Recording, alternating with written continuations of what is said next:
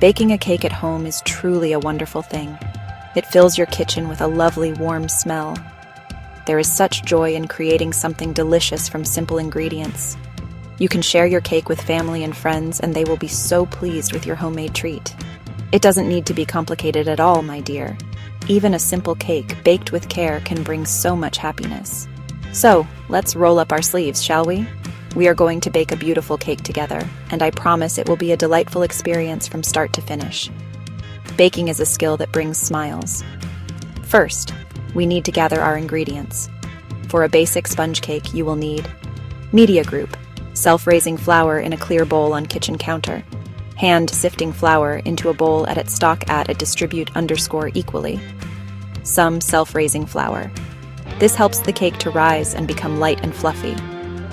You will also need caster sugar for sweetness. Butter, or a good quality baking spread, is very important for flavor and texture. Make sure it's nice and soft. Eggs are needed to bind everything together and add richness. A little bit of milk can sometimes be added if the mixture is too stiff. And perhaps a touch of vanilla extract for that lovely classic cake aroma. These are the very basics, easy to find in any shop, and they form the heart of a good cake. Next, let's talk about the equipment you will need. Don't worry, you likely have most of these things already. You will need media group, large mixing bowl on kitchen counter with utensils, person holding mixing bowl ready to start at stock at distribute equally, a good-sized mixing bowl. This is where all the magic will happen, where you combine your ingredients. You will also need some measuring spoons and measuring cups or a trusty kitchen scale.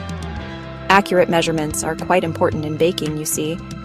They help to make sure your cake turns out perfectly every single time. A wooden spoon or a spatula will be very useful for mixing and for scraping down the sides of the bowl, ensuring everything is well combined for a smooth batter. Finally, for your baking toolkit, a whisk can be handy, either a hand whisk or an electric one. An electric whisk can make mixing quicker, especially when creaming butter and sugar. You will, of course, need a cake tin. A round tin, perhaps 20 centimeters or 8 inches, is a good starting point for a classic cake. Remember to grease and flour your tin or line it with baking parchment. This stops the cake from sticking, which is a common worry for new bakers. And most importantly, you will need an oven, preheated to the correct temperature. An oven thermometer can be a good friend to ensure accuracy. Now we move on to the lovely process of mixing. The first step is usually to cream the butter and sugar together. If your butter is properly soft, this will be much easier. You beat them together until the mixture is pale, light, and fluffy. This incorporates air, which is key to a light cake. Take your time with this step. It really does make a difference to the final texture. Imagine you are whipping air into clouds, lovely, soft, sugary clouds. This foundation is crucial for a beautifully risen cake, so don't rush this important stage, my dear. It's the beginning of something wonderful. Once your butter and sugar are beautifully creamed, it's time to add the eggs. It's best to add them one at a time. Beat an egg lightly in a small bowl first. Then, add it to the creamed mixture and beat well until it's fully incorporated. If you add them too quickly, the mixture might curdle or split. Don't panic if this happens. Sometimes adding a tablespoon of your measured flour can help bring it back together. Patience is a virtue in baking, and adding eggs slowly ensures a smooth, emulsified batter, which is exactly what we are aiming for to achieve that perfect crumb later. After the eggs are mixed in, we introduce the flour. It's a good idea to sift the flour. This makes it lighter and helps to prevent any lumps in your batter. Add the flour gradually, perhaps in 2 or 3 batches. Gently fold the flour into the wet ingredients using your spatula or wooden spoon. Be careful not to overmix at this stage. Overmixing can make the cake tough, and we want a tender cake. Mix only until the flour is just combined and you can no longer see streaks of white. If your recipe calls for milk, you can add it now if the batter seems a bit too thick. The final step before baking is pouring your lovely batter into the prepared cake tin.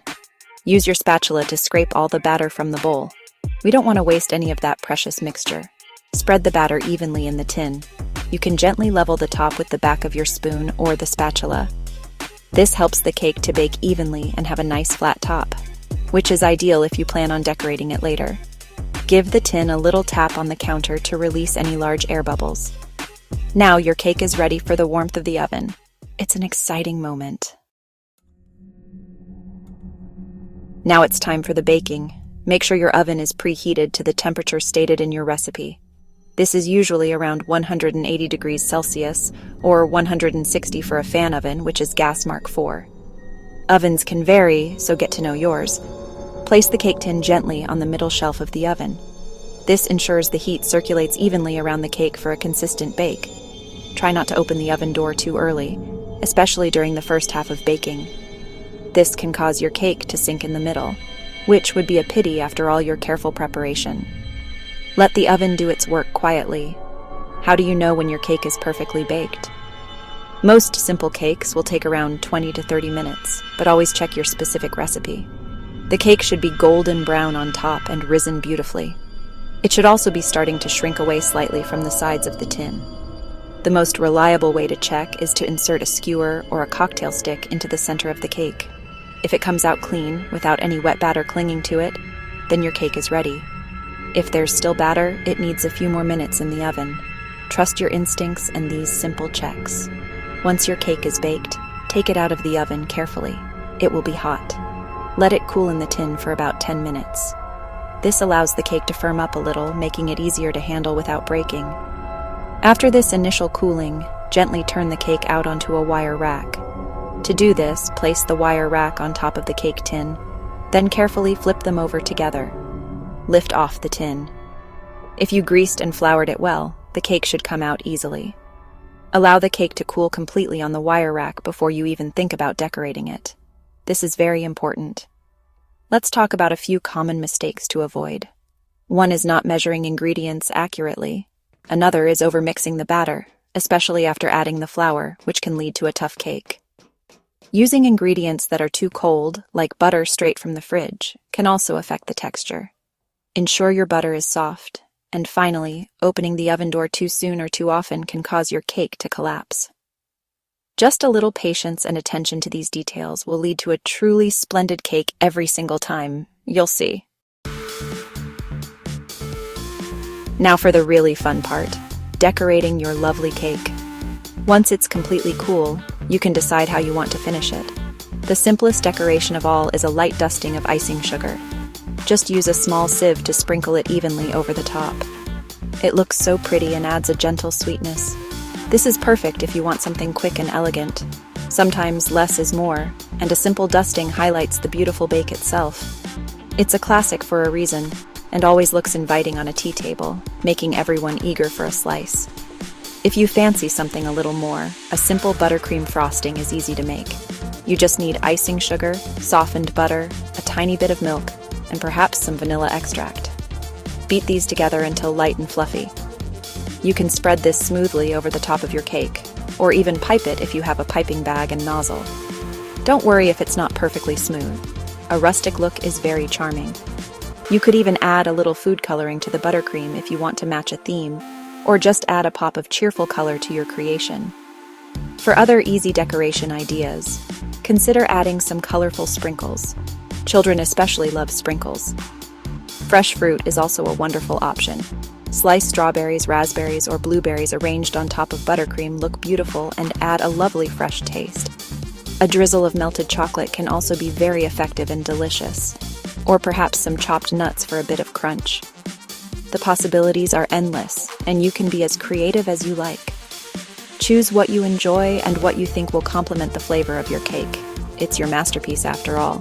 So, there you have it. Baking a cake at home is not as daunting as it might seem. With a few basic ingredients, the right equipment, and by following these simple steps, you can create a delicious homemade cake. Remember the little tips, like ensuring your butter is soft and not overmixing. The most important ingredient is the love and care you put into it. Enjoy the process, from mixing the batter to that wonderful aroma filling your home. And of course, enjoy sharing and eating your beautiful creation. Happy baking, everyone. It's a truly rewarding pastime.